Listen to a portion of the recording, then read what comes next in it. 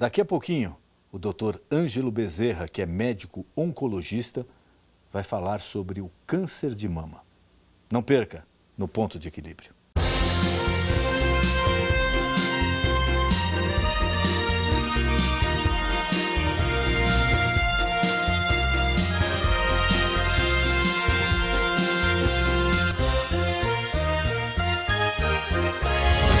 Todo mundo sabe que a melhor forma de diagnosticar precocemente uma doença é realizar exames e se consultar com um médico frequentemente. No caso das mulheres, existe uma preocupação maior em relação ao câncer de mama. Por isso, é recomendado que elas façam anualmente o exame de mamografia após os 40 anos ou quando há a suspeita da doença, pois a demora na descoberta ainda é a principal causa de mortes. Você faz os exames preventivos do câncer de mama, ou seja, a mamografia? Faço. Ainda não realizo por conta da minha idade. Faço. Faço. Sim, faço. Uma vez por ano. Sim, faço. Você faz o toque de mama quando você está tomando banho? Sim. Normalmente, sim. Faço. Não. Também faço. Não faço não. Você sabia que você pode fazer o exame do câncer de mama na rede pública? Já ouvi falar, mas nunca fui atrás para saber como que funciona. Sabia porque eu sou enfermeira e trabalho num posto de saúde, então estou bem por dentro disso. Não, não sabia. Quer dizer, eu acho que sim, mas é muito demorado, não é? Para conseguir uma vaga e tudo mais. Eu acho que não deve ser muito fácil. Também sei. Estou sabendo, sim. Sabia. Sim, eu obtenho essa informação. Câncer de mama é o tema que o pastor Denis Munhoz e seu convidado abordarão no programa de hoje. Não perca! Ângelo Bezerra possui graduação em Medicina pela Faculdade de Medicina do ABC. Fez residência de Cancerologia Clínica no Instituto do Câncer da Faculdade de Medicina da USP. Também fez residência, mas de Clínica Médica, na Faculdade de Medicina do ABC. Ângelo Bezerra é oncologista clínico do Instituto do Câncer do Estado de São Paulo. E nessa noite é com imenso prazer que nós recebemos o Dr. Ângelo Bezerra. Ele é médico oncologista. Doutor, muito obrigado por ter aceito o nosso convite. Obrigado. Prazer receber o senhor aqui. Prazer é todo meu, prazer conversar com você, Denis, e com a população e discutir um tema tão importante que é atualmente o câncer, né? O câncer de mama especificamente. É verdade, a gente comentava aqui um pouquinho, já não é o primeiro programa que a gente faz sobre isso, alguns colegas seus já vieram, mas é muito importante a gente estar repassando isso toda hora, porque é a prevenção, né? O grande segredo é a prevenção. Se começa antes, tudo fica mais fácil, tudo pode ser resolvido de uma forma melhor para a pessoa, menos desgastante.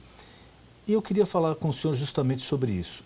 A mulher brasileira, ela já está se conscientizando realmente da necessidade de fazer esses exames preventivos? Olha, nós temos hoje uma outra realidade em relação ao câncer, principalmente ao câncer de mama, né? As principais campanhas que são incentivadas pelo Ministério da Saúde, acabam tentando conscientizar as pacientes em relação ao diagnóstico precoce. Nós, como os oncologistas, acabamos insistindo sempre no diagnóstico precoce, porque câncer, ao contrário do que era 20, 30 anos atrás, que era quase uma sentença de morte, as pessoas quase falavam, as pessoas nem falavam. Não falavam nem o nome, né? Exato, nem falavam aquela doença. É verdade. Então, hoje, o Ministério da Saúde e nós, até na parte privada, acabamos batendo muito nessa tecla de detecção precoce, visto que o mais importante que os pacientes e a população em geral tem que se conscientizar é o fato realmente de que o diagnóstico precoce é muito importante, é fundamental. Então, daí a recomendação das mulheres fazerem campanhas de mamografia anual ou a cada 2 anos, dependendo da discussão que tiver com o médico que estiver acompanhando. E, a partir de que idade, doutor? Exato. Na realidade, existe uma grande discussão em relação a esse tema, né? Hoje, no Brasil, as mulheres a partir dos 45, 50 anos podem iniciar o rastreamento. Existem algumas recomendações que se inicia depois dos 40 anos, né? E naquelas pacientes em que tem um diagnóstico de câncer em parentes de primeiro grau, se discutir com o seu ginecologista ou mastologista que acompanhar, de se iniciar o rastreamento mais precoce. Normalmente se faz um rastreamento com a mamografia, é o exame que a gente usa atualmente para fazer o rastreamento de câncer de mama. E o importante dizer é que as pacientes têm que discutir com o seu médico e é muito importante que a paciente tenha um médico que a acompanhe, que possa fazer todas essas orientações de diagnóstico e que a gente possa fazer o diagnóstico do câncer de forma mais precoce possível, porque isso tem muito impacto no tratamento e também no prognóstico dessas pacientes no futuro. Um dos grandes problemas aqui que se acompanha no Brasil, devido à precariedade da saúde pública, né, que infelizmente é uma coisa que parece que não muda, entra governo, sai governo e a coisa não anda, continua muito ruim a saúde pública no Brasil. E as pessoas, a grande maioria da população, depende da saúde pública. Como essas mulheres, por exemplo, que às vezes moram em locais um pouco mais afastados ou que não têm acesso a um hospital um pouco mais sofisticado, como ela pode fazer se ela não tem recurso para fazer esse exame através de uma clínica particular? Exato. As campanhas de prevenção de câncer de mama também focam muito na parte do autoexame, né? Então, as mulheres que têm uma dificuldade aos serviços de saúde, num primeiro momento, devem sempre fazer o autoexame. Então, depois da menstruação, a mulher examinar as mamas. Essa é a melhor fase, logo após a menstruação. Logo após a menstruação, 7 a 10 dias depois da menstruação. E a mulher acabar fazendo o seu autoexame das mamas, tentando detectar alterações grosseiras. É lógico isso, Denis, que aqueles tumores muito pequenos a gente não vai conseguir detectar no exame. Mas diante de locais em que a gente não tem uma disponibilidade dos exames de imagem, que hoje são o padrão ouro para a gente fazer o diagnóstico do câncer de mama, o autoexame e a detecção por parte da paciente, muitas vezes a gente pega no consultório, em que muitas vezes o companheiro acha um achado na mulher e aí ele, a partir disso, acaba procurando o médico. Então, o que é mais importante é o autoconhecimento do corpo das mulheres, então elas se autoexaminarem e, idealmente, que ela seja acompanhada por um ginecologista que vai fazer todos os exames, tais como o Papa Nicolau, que diminui a chance de câncer de colo de útero, que ainda é uma realidade no nosso país, né?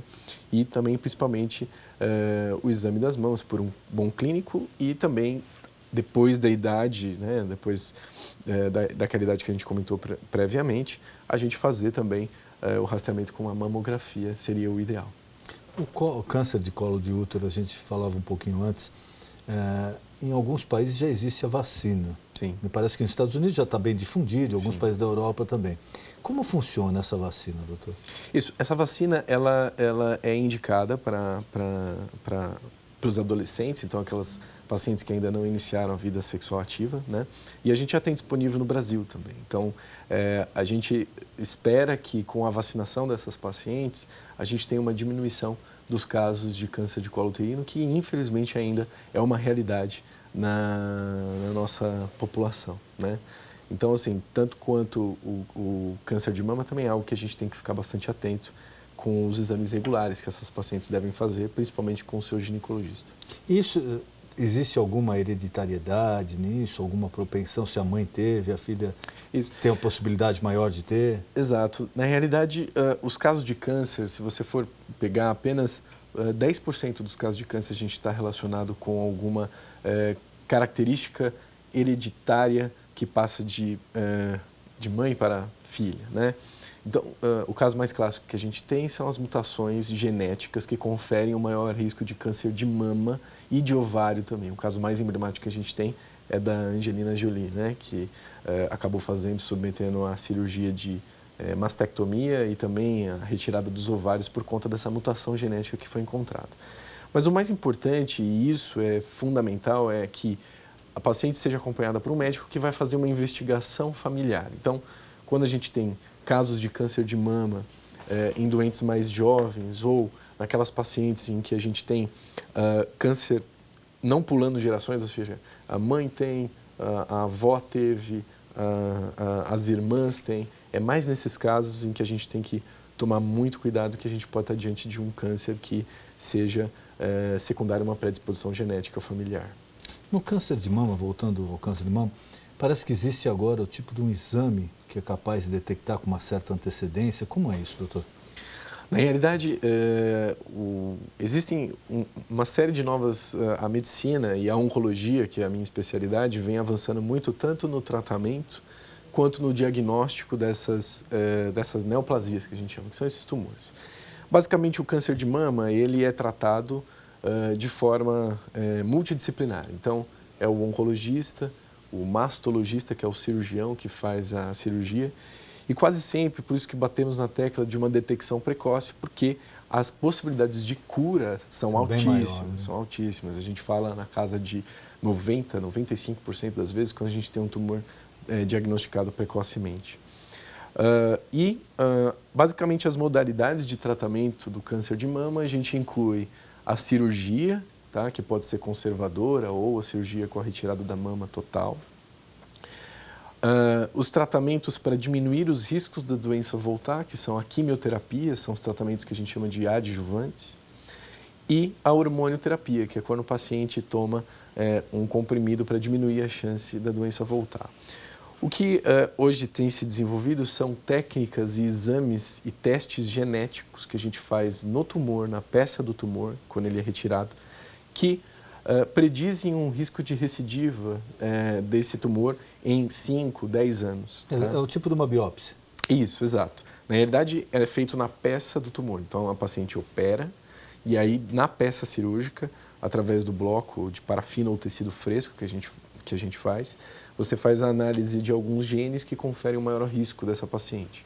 E, adiante disso, a paciente, nos tumores iniciais, né, e com um tipo específico que a gente chama que são os receptores hormonais positivos, né, a gente pode predizer o maior risco dessas pacientes e ajuda nós, oncologistas, a determinar se a paciente precisa fazer tratamentos mais agressivos de acordo com o risco dela. Então, aquelas pacientes cujo teste revela um maior risco, a gente acaba recomendando quimioterapia e hormonioterapia, às vezes até a extensão da hormonioterapia.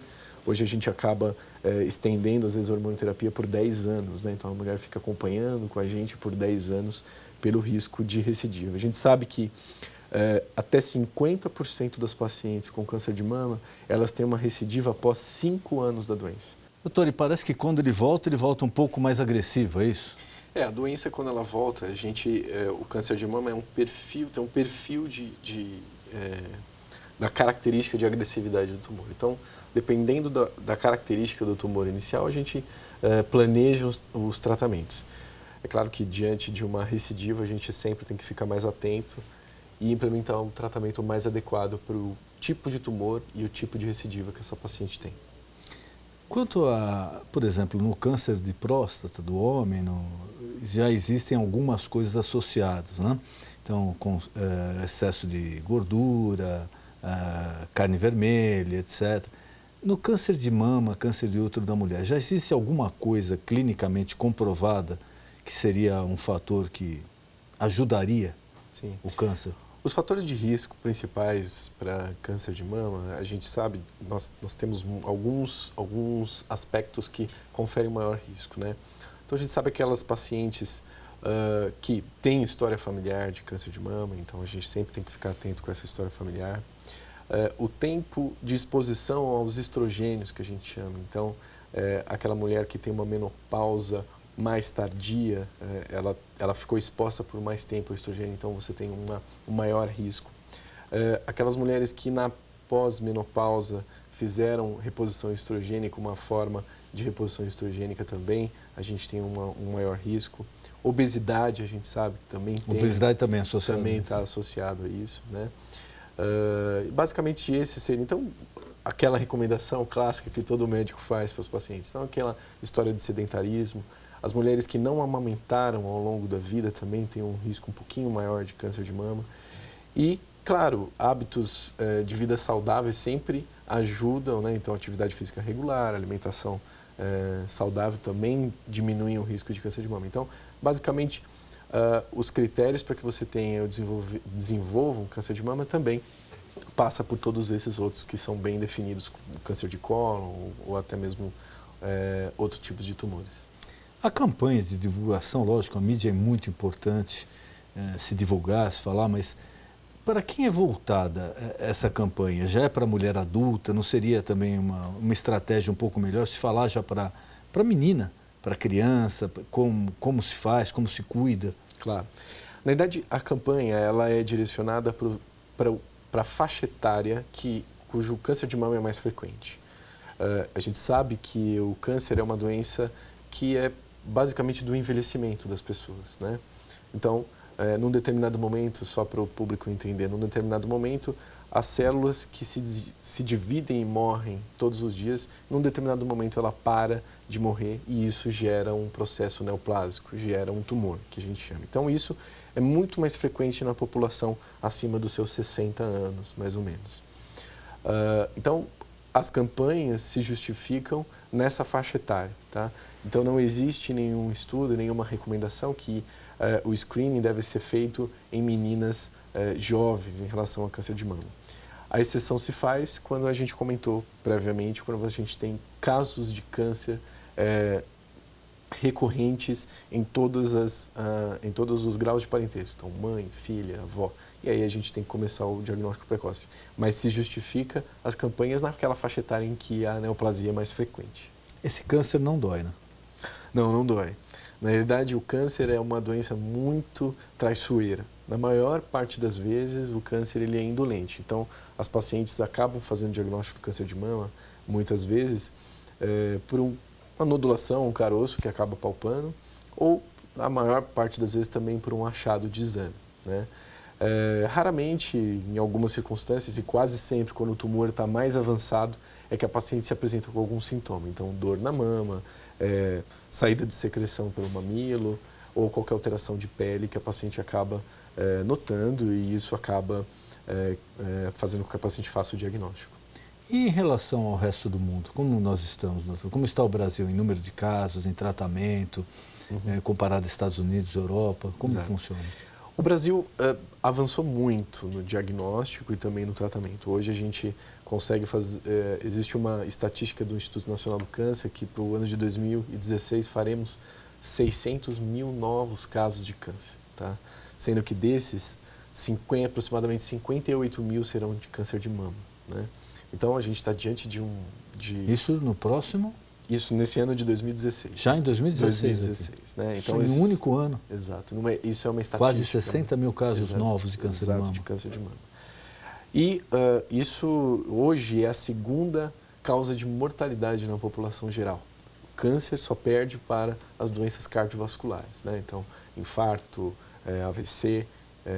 Então, o câncer é muito frequente.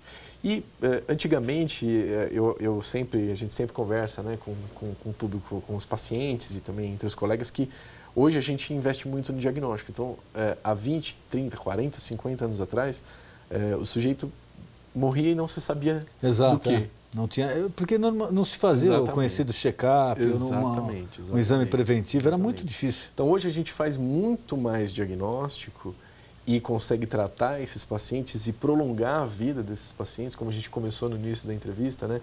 Câncer hoje não é uma sentença de morte, está longe disso, né? Mas ainda existe esse tabu, né? Existe muito, né? Eu frequentemente no meu consultório eu recebo familiares que não falam sobre a palavra câncer. E eu acho que isso, eu como médico, sempre tento e bato nessa tecla. Eu acho que a melhor forma de nós tratarmos os doentes e tratarmos a população é informando a eles. Então, essa entrevista hoje, as campanhas, a divulgação na mídia, é claro que a gente tem que tomar muito cuidado aonde a gente lê também as coisas. A gente sabe que tem muita informação que acaba confundindo mais as pessoas. A gente é quase muito frequente a gente receber pacientes no consultório que recebem informações erradas. Então, eu acho que o importante é sempre que o paciente tenha um médico em quem ele confie, né? É curioso que eu, como oncologista, seja o primeiro médico do paciente. Quando que ele deveria ter sempre um clínico que o acompanhasse. Pelo menos um clínico geral, para ver os exames, né? O estado geral. Então, está errado quando o primeiro médico do paciente é o oncologista. É que chegou meio tarde já na história. Meio tarde, né? Aí a gente conversa com os pacientes, doutor, mas eu nunca tive nada, nem nunca fui procurar um médico. E tem aquele ditado, né? Doutor, se eu procurar, eu vou achar. E a gente não pode, né? Isso eu acho que é algo que hoje, com o avanço da medicina, com as técnicas de diagnóstico precoce, a gente tem mais é que achar mesmo, porque é nessas circunstâncias que a gente consegue dar o tratamento adequado, diminuir os riscos de dar tratamentos mais agressivos para esses pacientes e a gente conseguir curar. E quando a gente não conseguir curar, a gente conseguir dar uma qualidade de vida melhor para esses pacientes e uma sobrevida maior para esses pacientes nesses casos, né? Recentemente eu vi uma entrevista com uma senhora que teve que retirar a mama em função do câncer de mama. Sim. E uma matéria muito bem feita, porque foi feito um acompanhamento depois psíquico. Sim. Porque existe também o fator estético, vaidade. Claro. Sem dúvida. Como a mulher recebe isso? Porque de repente você fala, olha, o câncer vai ter que retirar a mama. Qual é a reação da mulher? Olha, Denis, hoje a gente, cada vez menos a gente está fazendo cirurgias ditas radicais, né? Nos princípios da oncologia, as pacientes eram mastectomizadas, ou seja, você retirava a mama completamente, fazia esvaziamento axilar, que a gente chama, que é quando a gente tira os gânglios linfáticos da axila da mulher. Hoje, o que se discute? Então, a gente recebe uma paciente com câncer de mama, normalmente a gente avalia o tamanho do tumor, aqueles perfis que eu já mencionei previamente, e a gente, às vezes, faz tratamentos antes da cirurgia, de modo a diminuir o tumor e a gente consiga fazer uma cirurgia mais conservadora. Então, a mulher, na maior parte das vezes, a gente consegue retirar uma parte ou só tirar o nódulo e complementar com outros tratamentos e a paciente não perde a mama, né? Então, por isso que é muito importante essa abordagem multidisciplinar. Então, frequentemente no meu consultório eu recebo pacientes que o mastologista encaminha para que eu faça tratamento de quimioterapia antes, diminua o tumor e eu consiga fazer uma cirurgia mais conservadora. A quimioterapia, ela reduz o tamanho do tumor? Isso. Exatamente. A gente tem duas modalidades de quimioterapia. A gente pode dar quimioterapia antes da cirurgia, né, para a gente diminuir o tumor e a gente conseguir fazer uma cirurgia esteticamente melhor para a mulher, né, e às vezes preservar a mama até. E quimioterapia que a gente dá depois da cirurgia. A quimioterapia que a gente dá depois da cirurgia é uma quimioterapia cujo objetivo é diminuir a chance de alguma célulazinha que tenha daquele tumor tenha caído na corrente sanguínea e possa disseminar o câncer para fígado, para pulmão ou até para os ossos, que são os principais sítios de metástases que a gente chama, né? Que é quando a doença está disseminada pelo corpo. Então, essas modalidades de tratamento são fundamentais. E a gente sempre discute com o cirurgião, sempre discute com os pacientes. E hoje a gente tem técnicas que conferem e caracterizam os riscos dessas pacientes para saber se elas precisam tomar mesmo quimioterapia depois da cirurgia ou não.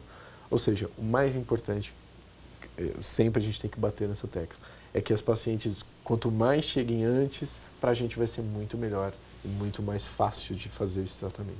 Não, e o mais importante é a cura, né? O efeito estético, lógico, é importante para a mulher, lógico, mas entre a cura e o efeito estético, e hoje também nós recebemos aqui também cirurgiões plásticos, que eles têm falado que evoluiu muito essa parte da cirurgia na mama. Sim. Acho que até em função do aumento do câncer de mama, foi uma área que a medicina também investiu mais, né? Com certeza. As técnicas hoje de reconstrução mamária, assim, evoluíram muito. Então, quase sempre as pacientes, elas fazem já uma avaliação com o mastologista. Muitas vezes o mastologista até já é especializado nessa parte de reconstrução mamária. E quando não, ele faz a discussão com o plástico, conosco, que somos oncologistas clínicos, o radio-oncologista que faz o tratamento de radioterapia, né? Então, essa discussão, hoje é impossível você tratar um paciente com câncer sozinho, né? A gente precisa do cirurgião, precisa de nós, oncologistas, e existe um grupo de profissionais que está habilitado para poder tratar desses pacientes. E quanto mais a gente conseguir que essas pacientes cheguem mais precocemente, a gente vai conseguir dar tratamentos menos mutilantes e tão sofridos, né? Que os pacientes chegam no nosso consultório apavorados em relação aos tratamentos e tudo mais. A informação deles, eu acho que é a principal arma que a gente tem para esses pacientes, principalmente para o câncer. Eu queria que o senhor passasse para a nossa telespectadora, de repente que ela não tem condição de arcar com um médico particular, uma clínica particular, como ela tem que fazer se ela quiser utilizar a rede pública para fazer esses exames preventivos? Claro. Hoje a estrutura SUS está muito bem montada em relação ao diagnóstico de câncer de mama. A gente sabe que na maior parte das vezes a paciente deve procurar um posto de saúde em que ela vai ser consultada por um clínico geral ou ginecologista, que, diante das recomendações do Ministério da Saúde, vai recomendar os exames de screening, que a gente chama, que são os exames de detecção precoce do câncer de mama, de câncer de colo uterino, próstata, câncer de intestino também.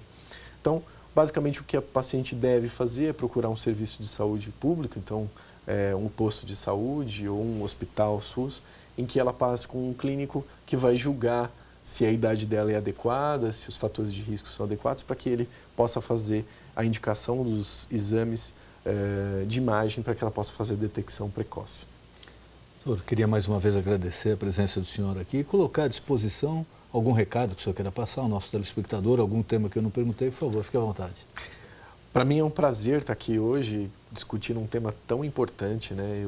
Eu continuo afirmando que na minha especialidade, que é oncologia clínica, nós tratamos de pacientes com câncer e o que eu gostaria de passar para a população é que o mais importante é que você tenha um médico que o acompanhe, que julgue quais são os seus fatores de risco para o desenvolvimento de qualquer que seja o câncer. Nós falamos hoje aqui sobre o câncer de mama, mas qualquer que seja o câncer, o mais importante é que você tenha um médico que te acompanhe e que indique os exames adequados para que você faça o diagnóstico precoce e que desmistifique a doença e que você possa ter um diagnóstico mais precoce que aumente as chances de cura e que você possa ter uma boa saúde aí ao longo da vida, com certeza, através dessa informação que a gente está conversando aqui.